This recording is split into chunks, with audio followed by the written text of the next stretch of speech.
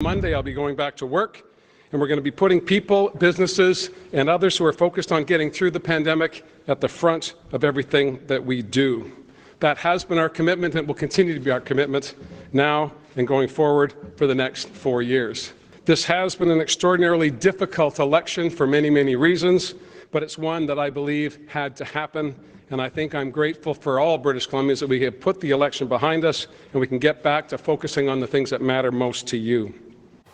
Premier of British Columbia John Horgan speaking after a historic night.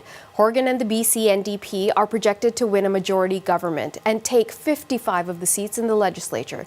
The win also makes Horgan the first two-term NDP premier in the province's history. CBC's Megan Batchelor joins us now from Vancouver with more on this. So Megan, tell us how things went down last night. Well, Natasha, it was a long night, one that we weren't sure we were actually going to see any results in, but it was such a sweep by the NDP here in BC that CBC News did project NDP majority government. This makes for the first NDP majority government in BC since 1996. Each of the party leaders here in BC are projected to keep their seats. That's John Horgan, Andrew Wilkinson, and Sonia Furstenau of the Greens. And last night at John Horgan's acceptance speech, you saw a bit there. He was just downright elated over this election. Take a listen. I commit to all British Columbians that for the next 4 years, I will do my level best to make sure your lives are better, more affordable, and the challenges that you face can be overcome if we do it together. Now, this election was a bit of a gamble on the part of John Horgan. He wasn't required to call an election until next fall. He took a bit of heat over that, calling an election in the middle of a pandemic. But you have to keep in mind the NDP was functioning as a minority government here in BC, propped up by the Greens. And so Horgan made the argument that dealing with the pandemic and the economic fallout required a majority government, and that gamble clearly has now paid off. And it was also a bit of a question over the government's handling of the pandemic, and this election would show that British Columbians do approve of that. The Health Minister, Adrian Dix, who took us through the pandemic when it started, the first 9 months of it at least, he too was re-elected last night. And as far as what this means for the Green Party, they now go from the party that was propping up the NDP to being a party that just has 3 seats in the legislature. But that party's leader does say, Natasha, that she is still hoping to play a role in the government in BC. But you can't deny that at this point, with the NDP having a majority, they won't have to play quite as nice.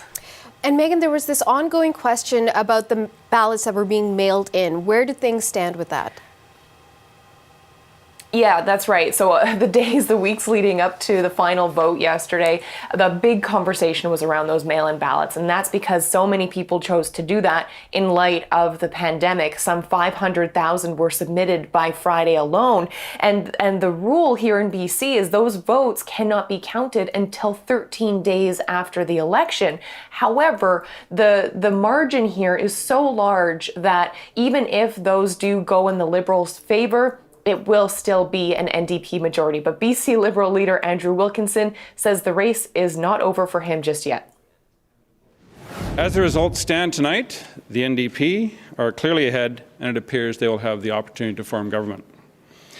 But with almost 500,000 mail-in ballots still to be counted, we don't know what the final seat count will be.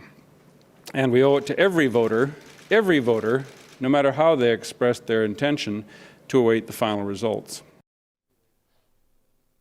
The final result will be known with those final ballots being counted by November 16th. However, like I said, Natasha, it really isn't expected to change too much because it was just that much of a sweep for the NDP.